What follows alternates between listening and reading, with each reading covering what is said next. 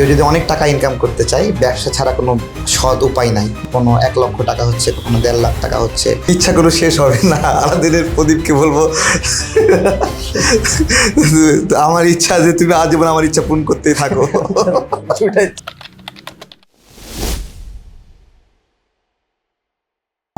BDN 71-এর inclusive একটি প্রশ্নের বিশেষ অনুষ্ঠান সাওয়া হওয়ায় আপনাদের সকলকে স্বাগত।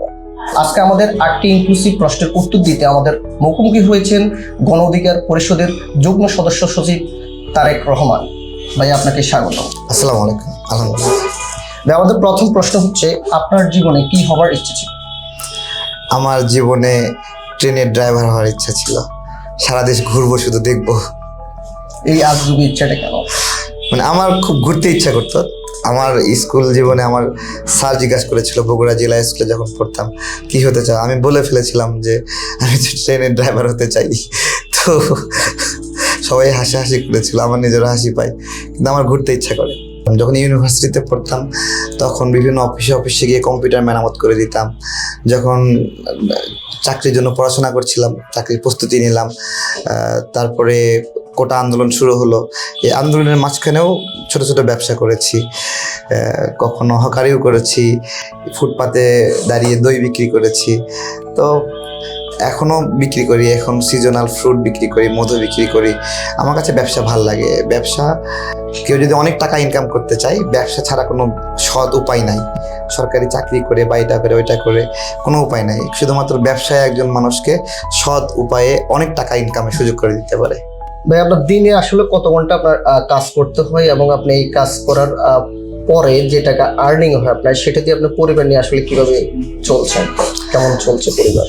আমি প্রতিদিন ফজর নামাজের পরে প্রায় 9:30 10টা পর্যন্ত আমার মধু প্যাকেজিং করি বা অর্ডার নেই। আর আমের সিজনে আমের অর্ডার নেই, আম প্যাকেজিং করে এই কাজগুলো করি। আর বাকিটা সময় রাজনীতিতে সময় দিই। এবং মাসে 5-7 দিন ব্যবসা করি। এই 5-7 দিন ব্যবসা করে যা ইনকাম হয় তা দিয়ে আমি সারা মাস চলতে পারি। হ্যাঁ, এটা কখনো 1 লক্ষ টাকা হচ্ছে, কখনো 1.5 লাখ টাকা হচ্ছে, আবার বেশিও কখনো হচ্ছে, আবার একটু কমও কখনো হচ্ছে। তো যেই মাসে কম হয় আর অন্য মাসে বেশি হয়, একটু ব্যালেন্স করে আলহামদুলিল্লাহ ভালো আছি। আমি আসলে যা যা চাই, মন দিয়ে চেয়েছি, সবই পেয়েছি।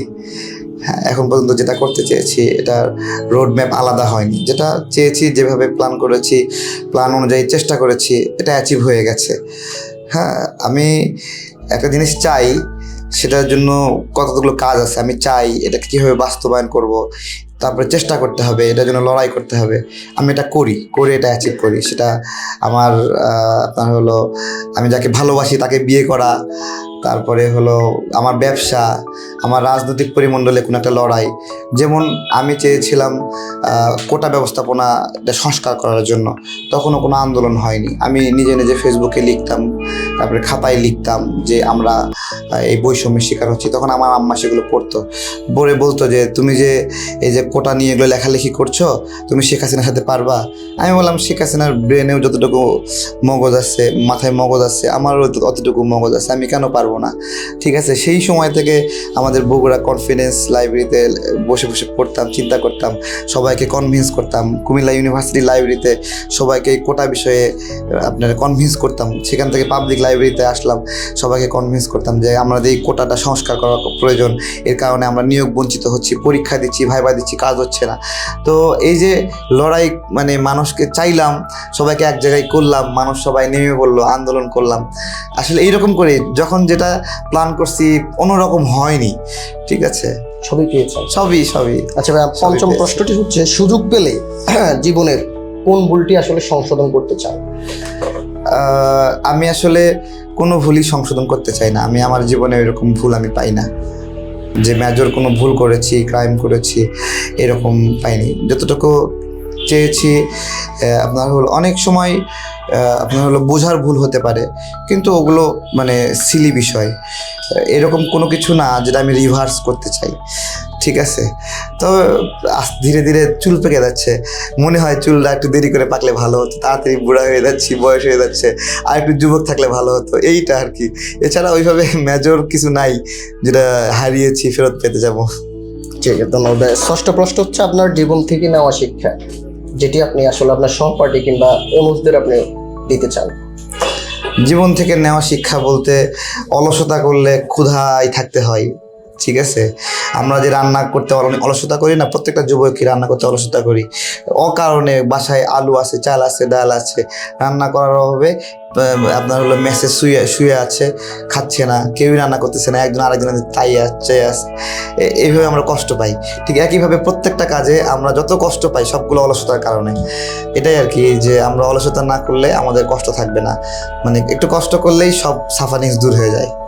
ঠিক আছে, সপ্তম প্রশ্ন হচ্ছে আপনি যদি আলাদিনের চেরাগ পান এবং তার কাছে আমি 3টি ইচ্ছা আপনি পূরণ করার সুযোগ পাবেন, সেই 3টি ইচ্ছে কি? আমি বলবো যে আমাকে আরো 10টা ইচ্ছা পূরণের সুযোগ দেওয়া, প্রথম ইচ্ছা, ঠিক আছে। তারপরে ইচ্ছা কোনো শেষ হবে না। আলাদিনের প্রদীপকে বলবো আমার ইচ্ছা যে তুমি আজীবন আমার ইচ্ছা পূরণ করতেই থাকো। আর কি, আর হলো আমাদের সমাজে প্রতিবন্ধীরা অনেক প্রবলেম লাইফ লিড করে। বলবো যে সমস্ত প্রতিবন্ধী, যাদের হাত নাই তাদের হাত দিয়ে দাও, যাদের পা নাই পা দিয়ে দাও, যাদের চোখ নাই চোখ দিয়ে দাও। আমাদের বয়স না কমুক, যেরকম আছে এরকম থাকবো, ঠিক আছে। চমৎকার। ঠিক আছে ভাই, আপনার সর্বশেষ প্রশ্ন, সেটি হচ্ছে ভবিষ্যৎ পরিকল্পনা কি আপনার? ভবিষ্যৎ পরিকল্পনা নাই আমার। আমি আমার জায়গা থেকে অল্প স্বল্প আয় করি, এইভাবেই চলতে চাই। আমার যে রাজনৈতিক কার্যক্রম এরকমই ভাল লাগে, আরও অনেক বেশি পেরেশানি চাই না, অনেক বেশি দায়িত্ব, এগুলো ইচ্ছা হয় না। আর কোনো প্ল্যান নাই, এমনি চলতেছি স্বাভাবিক, সুস্থ থাকতে চাই। অসুস্থ যখন হই তখন অনেক ফিল করি যে আমি আসলে সুস্থ থাকলে কতটা ভালো ছিলাম, আল্লাহ কত ভালো রেখেছিল। এছাড়া এই চাওয়া, আর কোনো চাওয়া পাওয়া নাই। এমনি একটা এমপি হতে হলেও আপনার অনেক টাকা পয়সা প্রয়োজন, এগুলো চিন্তা ভাবনা করে নির্বাচন করার জন্য ফিটনেস, পোস্টার তৈরি করা, প্রচারণা করা, মানে এটা তো ব্যাপক কর্মযোগ্য, ওইগুলো আমার নাই, ঠিক আছে। ওই জন্য আপনার হলো ওইদিকে ভাবি না, এখন পর্যন্ত ভাবনা আসে না। অনেকে বলে যে নির্বাচনের জন্য প্রস্তুত হন, কার্যক্রম করেন বা এগুলো আপনাকে সংসদে দেখতে চাই, বলে অনেকে, ঠিক আছে, কিন্তু এখনো মানে মনের মধ্যে যে একটা আকাঙ্ক্ষা তৈরি হওয়া, ওইটা হয়নি। দর্শকবৃন্দ, আপনারা শুনলেন বিডিএনের ইনক্লুসিভ 8টি প্রশ্নের উত্তর, যেটি দিয়েছেন গণ অধিকার পরিষদের যুগ্ম সদস্য সচিব তারেক রহমান। আমরা অনুষ্ঠানটি এখনই শেষ করব। ভাইয়া, আমাদেরকে সময় দেওয়ার জন্য আপনাকে আবারও ধন্যবাদ। আপনাকেও ধন্যবাদ।